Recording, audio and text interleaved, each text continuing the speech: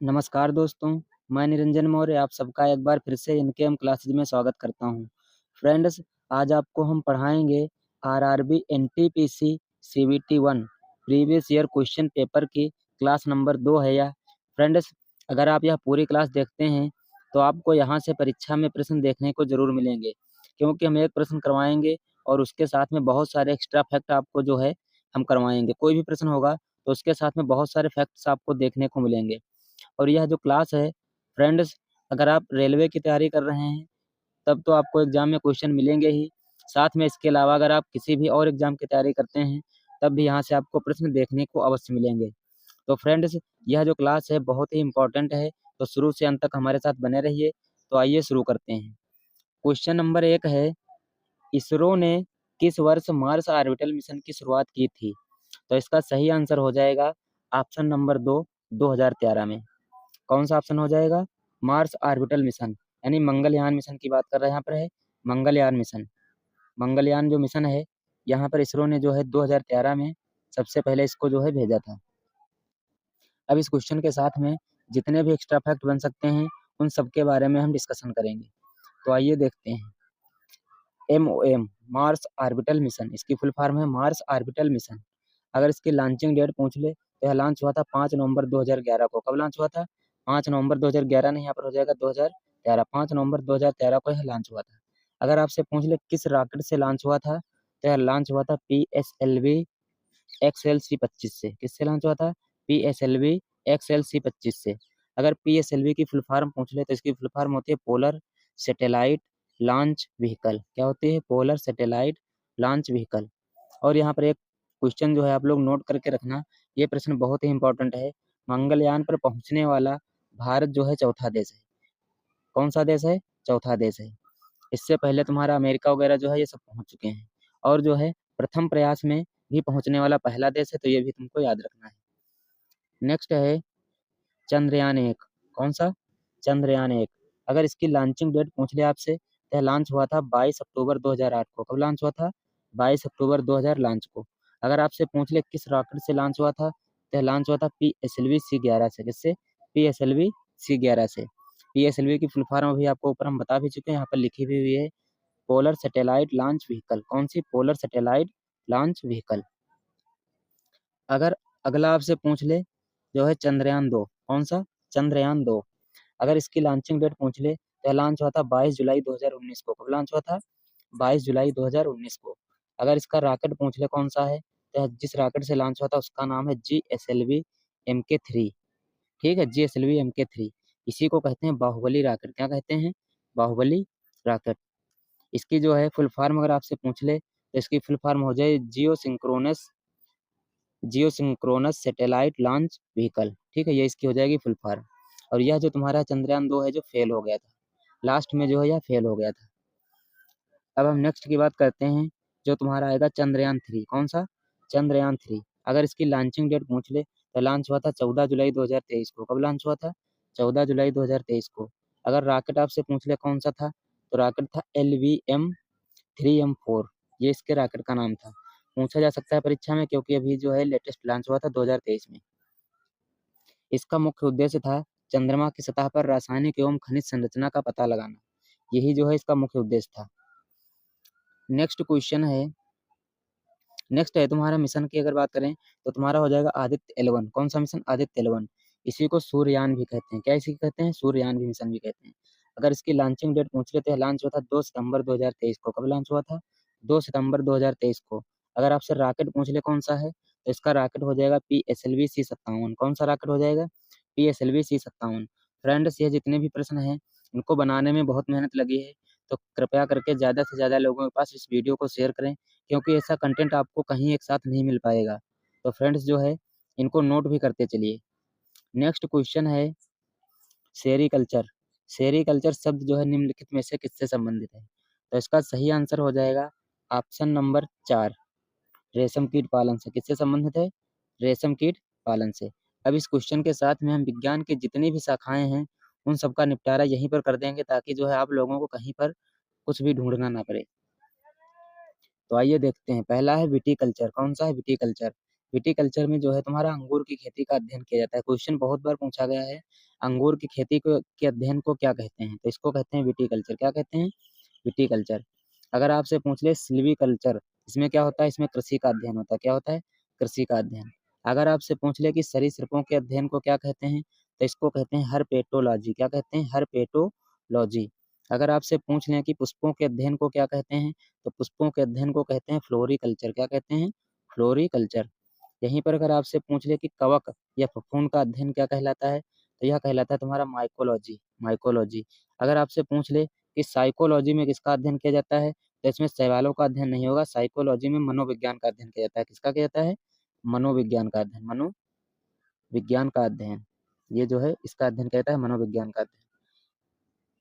अगर शैवालों का अध्ययन पूछ रहे तो इसमें फाइकोलॉजी में शैवालों का अध्ययन किया जाता है। किसका? फाइकोलॉजी में। फाइकोलॉजी में जो है शैवालों का अध्ययन किया जाता है। अगला है पीडोलॉजी। कौन सा है? पीडोलॉजी। इसमें जो है तुम्हारा भूमि का अध्ययन किया जाता है। किसका अध्ययन किया जाता है? भूमि का अध्ययन। अगर आपसे पूछ ले कि एस्ट्रोलॉजी में किसका अध्ययन किया जाता है? तो एस्ट्रोलॉजी में हड्डियों का अध्ययन किया जाता है। किसका अध्ययन किया जाता है? हड्डियों का अध्ययन। नेक्स्ट है, अगर आपसे पूछ ले कि दांत व मसूड़ों के अध्ययन को क्या कहते हैं? तो इसके अध्ययन को कहते हैं ओडोंटोलॉजी। क्या कहते हैं? ओडोंटोलॉजी। यहीं पर अगर आपसे पूछ ले कि रासायनिक यौगिक से कैंसर का अध्ययन क्या कहलाता है? तो तुम्हारा कहलाता है कीमोथेरेपी। क्या कहलाता है? कीमोथेरेपी। यहीं पर अगर आपसे पूछ ले कि निम्न ताप पर वस्तुओं के गुणों और अन्य परिघटनाओं का अध्ययन क्या कहलाता है? तो तुम्हारा कहलाता है क्रायोजेनिक्स। निम्न ताप पर, बहुत ही निम्न ताप पर, इसके अध्ययन को कहते हैं क्रायोजेनिक्स। ठीक है। अगला है सूक्ष्म जीवों का अध्ययन क्या कहलाता है? यह तुम्हारा कहलाता है माइक्रोबायोलॉजी। क्या कहलाता है? माइक्रोबायोलॉजी। यहीं पर अगर आपसे पूछ ले कि वातावरण से संबंधित विषयों का अध्ययन क्या कहलाता है? क्या कहलाता है? मेट्रोलॉजी। क्या कहलाता है? मेट्रोलॉजी। अगर आपसे पूछ ले कि पौधों की बाह्य संरचना का अध्ययन क्या कहलाता है? क्या कहलाता है? मॉर्फोलॉजी। क्या कहलाता है? मॉर्फोलॉजी। यहाँ पर जो है अगर मनोविज्ञान का अध्ययन, या क्वेश्चन ऊपर एक बार रिपीट हो चुका है, तो इसमें कहते हैं साइकोलॉजी। मनोविज्ञान के अध्ययन को क्या कहते हैं? साइकोलॉजी। अगर यहीं पर आपसे पूछ ले कि सूर्य का अध्ययन क्या कहलाता है? तो सूर्य के अध्ययन को कहते हैं हेलियोलॉजी। क्या कहते हैं? हेलियोलॉजी। यहीं पर अगर आपसे पूछ ले कि पौधों की वृद्धि मापने वाले यंत्र का अध्ययन क्या कहलाता है? तो यह कहलाता है क्रेस्कोग्राफ। क्या कहलाता है? क्रेस्कोग्राफ। इसकी खोज जो की थी भारतीय वैज्ञानिक थे जिनका नाम था जेसी बोस। क्या नाम था? जेसी बोस। उन्होंने जो है इसकी खोज की थी। याद रखना, इंपॉर्टेंट क्वेश्चन है, कई बार परीक्षा में पूछा जा चुका है। एनटीपीसी में आपको देखने को यह प्रश्न अवश्य मिलेगा कि क्रेस्कोग्राफ की खोज किसने की थी और इससे क्या होता है? तो इससे जो है पौधों की वृद्धि मापी जाती है और खोज की थी जेसी बोस ने। नेक्स्ट क्वेश्चन है, निम्नलिखित में से कौन सा देश बिम्स्टेक का सदस्य नहीं है? ये क्वेश्चन है। तो इसका सही आंसर हो जाएगा ऑप्शन नंबर 1, मालदीव। मालदीव जो है बिम्स्टेक का सदस्य नहीं है। अगर मालदीव की राजधानी की बात करें तो इसकी राजधानी हो जाएगी माले, और मुद्रा यहाँ पर चलती है रुपया। क्या चलती है? रुपया। यहीं पर अगर भूटान की राजधानी की बात करें तो इसकी राजधानी हो जाएगी थिम्पू। थिम्पू, और मुद्रा चलती है यहाँ पर है नोबल ट्रम। क्या चलती है? Nobel term. भारत, नई दिल्ली, रुपया। नेपाल की अगर पूछ लें तो काठमांडू हो जाएगी, राजधानी हो जाएगी काठमांडू, और मुद्रा चलती है रुपया यहाँ पर। अब जो है इसके साथ में हम बिम्स्टेक का जो है पोस्टमार्टम करेंगे। तो आइए देखते हैं। अगर आपसे पूछ ले कि बिम्स्टेक की फुल फॉर्म क्या है? तो इसकी फुल फॉर्म है bay of Bengal initiative for multi sectoral technical and economic cooperation. ये इसकी हो जाएगी फुल फॉर्म। हिंदी में इसको कहते हैं बंगाल की खाड़ी बहुक्षेत्रीय तकनीकी और आर्थिक सहयोग पहल। ये इसको कहते हैं हिंदी में। अगर इसकी स्थापना की बात करें तो इसकी स्थापना हुई थी 6 जून 1997 को। कब हुई थी? 6 जून 1997 को। इसका मुख्यालय जो है ढाका बांग्लादेश में। कहाँ पर है? ढाका बांग्लादेश में। और इसमें सदस्य देश की बात करें तो इसमें टोटल 7 देश सदस्य हैं। कितने देश सदस्य हैं? 7 देश। कौन कौन से? बांग्लादेश, भूटान, भारत, म्यांमार, नेपाल, श्रीलंका और थाईलैंड। ये जो हैं 7 देश इसके सदस्य हैं। नेक्स्ट क्वेश्चन है, निम्नलिखित में से किस माध्यम से ध्वनि नहीं जा सकती? ये क्वेश्चन जो है तुम्हारा एनटीपीसी का पूछा हुआ क्वेश्चन है। तो इसका सही आंसर हो जाएगा ऑप्शन नंबर 2, निर्वात। ध्वनि जो है निर्वात से नहीं जा सकती। कहाँ से नहीं जा सकती? निर्वात से। अब जो है इसके साथ में हम ध्वनि से जितने भी इंपॉर्टेंट प्रश्न बन सकते हैं उन सबका निपटारा करेंगे यहाँ पर। तो ध्वनि इंग्लिश में इसको कहते हैं साउंड। यह जो है एक प्रकार की ऊर्जा होती है और जो बनती है किससे? या कंपन से बनती है। किससे बनती है? या कंपन से बनती है। ध्वनि जो है यांत्रिक तरंग है और इससे चलने के लिए किसी माध्यम की आवश्यकता होती है। ठीक है, यही क्वेश्चन यहाँ पर था कि ध्वनि कहाँ से नहीं जा सकती, यानी निर्वात से। निर्वात में वायु नहीं होती है तो ध्वनि वहाँ पर नहीं, क्योंकि इसको चलने के लिए किसी माध्यम की आवश्यकता होती है, कोई ना कोई माध्यम होना चाहिए। और अगर आपसे पूछ ले कि ध्वनि की चाल जो है किसमें सबसे अधिक होती है, तो ध्वनि की चाल जो है ठोस में सबसे अधिक तथा गैसों में सबसे कम होती है। ध्वनि की चाल जो है ठोस में सबसे अधिक होती है और गैसों में सबसे कम होती है। नेक्स्ट क्वेश्चन है, निम्नलिखित में से कौन सा दर्रा श्रीनगर और लेह को जोड़ता है? तो इसका सही आंसर हो जाएगा ऑप्शन नंबर 3, जोजिला दर्रा। कौन सा दर्रा हो जाएगा? जोजिला दर्रा। यह दर्रा जो है तुम्हारा श्रीनगर और लेह को जोड़ता है। किसको? श्रीनगर और लेह को जोड़ता है। अब इस क्वेश्चन के साथ में हम भारत के जितने भी प्रमुख दर्रे हैं उन सबका निपटारा यहाँ पर कर देंगे। तो आइए एक एक करके देखते हैं। पहला है कराकोरम दर्रा। कहाँ पर है यह? लद्दाख राज्य में है। कहाँ पर है? लद्दाख में है। लद्दाख जो है तुम्हारा केंद्र शासित प्रदेश है, वहाँ पर जो है तुम्हारा कराकोरम दर्रा है। नेक्स्ट है, अगर आपसे पूछ ले कि बनिहाल दर्रा कहाँ पर है, तो यह तुम्हारा जम्मू कश्मीर में है और यह सबसे छोटा दर्रा है। यह भारत का जो है सबसे छोटा दर्रा भी है, ये भी याद रखना। अगर आपसे पूछ ले कि सिपकीला दर्रा कहाँ पर है, तो हिमाचल प्रदेश में है। कहाँ पर है? हिमाचल प्रदेश में। और हिमाचल प्रदेश में भी पूछ ले कहाँ पर है, तो यह भारत चीन सीमा पर स्थित है। कहाँ पर? भारत चीन सीमा पर स्थित है। अगला है रोहतांग दर्रा। कहाँ, कौन सा दर्रा? रोहतांग दर्रा। कहाँ पर है? यह भी तुम्हारा हिमाचल प्रदेश में है। कहाँ पर है? हिमाचल प्रदेश में स्थित है। अगला है बड़ा लाचा दर्रा। कौन सा? बड़ा लाचा दर्रा। यह कहाँ पर है? यह भी तुम्हारा हिमाचल प्रदेश के लाहौल जिले को लेह से जोड़ता है। कहाँ से? हिमाचल प्रदेश से और लेह को जोड़ता है। अगला दर्रा है लिपुलेख पूछ ले या फिर माना पूछ ले या फिर नीति दर्रा पूछ ले। ये तीनों दर्रा कहाँ पर पाए जाते हैं? उत्तराखंड में। कहाँ पर है? उत्तराखंड में पाए जाते हैं। या फिर आपसे पूछ ले जेलेपला दर्रा या फिर नाथुला दर्रा। ये कहाँ पर दोनों है? दोनों दर्रा है सिक्किम में पाए जाते हैं। बहुत ही इंपॉर्टेंट है फ्रेंड्स, ऐसा कंटेंट आपको कहीं नहीं मिलेगा, क्योंकि इस एक क्वेश्चन के साथ में जितना भी कंटेंट आपको एक्स्ट्रा मिलता है वो सब हम नोट करवा देते हैं और ऐसे ही आप नोट्स बनाते चलिए। आपकी एक ना एक दिन जीएस जो है बहुत ही मजबूत हो जाएगी। अगला है बोमडिला, यांगाफ या फिर दिपू दर्रा। ये तीनों दर्रा कहाँ पर पाए जाते हैं? अरुणाचल प्रदेश में। कहाँ पर पाए जाते हैं? अरुणाचल प्रदेश में। अगला है तुजू दर्रा। कहाँ पर पाया जाता है? मणिपुर में। कहाँ पर पाया जाता है? मणिपुर में। अगला है गोरन घाट दर्रा। कौन सा दर्रा? गोरन घाट दर्रा। कहाँ पर पाया जाता है? अरावली पर्वत श्रृंखला राजस्थान में है। कहाँ पर है? अरावली पर्वत श्रृंखला जो है राजस्थान में स्थित है। नेक्स्ट है खैबर दर्रा। कौन सा दर्रा? खैबर दर्रा। कहाँ पर है? पाकिस्तान व अफगानिस्तान के बीच स्थित है। कहाँ पर? पाकिस्तान व अफगानिस्तान के बीच स्थित है, याद रखना। अगला है थाल घाट। कहाँ पर है? महाराष्ट्र में। यह जो है मुंबई से नासिक को जोड़ता है। किसको? मुंबई से नासिक को जोड़ता है। कौन सा दर्रा? थाल घाट दर्रा। अगला है भोर घाट। कौन सा? भोर घाट। यह भी तुम्हारा महाराष्ट्र में है और यह मुंबई से पुणे को जोड़ता है। किसको जोड़ता है? मुंबई से पुणे को जोड़ता है। अगला अगला है तुम्हारा पाल घाट। कौन सा? पाल घाट। कहाँ पर है? केरल में है। यह कोयम्बटूर को कोचीन से जोड़ता है। किसको जोड़ता है? कोयम्बटूर को कोचीन से जोड़ता है। नेक्स्ट क्वेश्चन है, नेक्स्ट क्वेश्चन है तुम्हारा उबंटू क्या है? क्या है? उबंटू क्या है? तो यह तुम्हारा हो जाएगा एक ऑपरेटिंग सिस्टम। क्या हो जाएगा? Operating system. तो इसका ऑप्शन नंबर 2 सही हो जाएगा। उबंटू तुम्हारा क्या है? यह तुम्हारा एक ऑपरेटिंग सिस्टम है। अब इस क्वेश्चन के साथ में हम जितने भी ऑपरेटिंग सिस्टम होंगे तुम्हारे प्रमुख, उन सबका जो है निपटारा करेंगे यहाँ पर। कुछ प्रमुख ऑपरेटिंग सिस्टम तुम्हारे होते हैं, जैसे एक हो गया डॉस, डीओएस, यूनिक्स हो गया, ठीक है, मैक ओएस एक्स हो गया, लाइनक्स हो गया, तुम्हारे लिनक्स जिसको कहते हैं, उबंटू डेबियन हो गया आदि।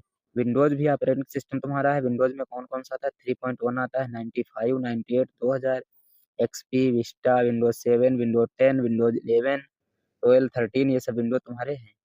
और एंड्रॉयड आदि प्रमुख कुछ जो है ऑपरेटिंग सिस्टम के उदाहरण हैं। ये सब याद रखना, एक्स्ट्रा फैक्ट, यहाँ से प्रश्न आपके जो है जरूर बनेंगे।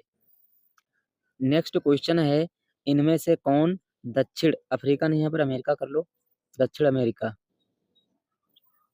इनमें से कौन दक्षिण अमेरिका के दो स्थलरुद्ध देश हैं?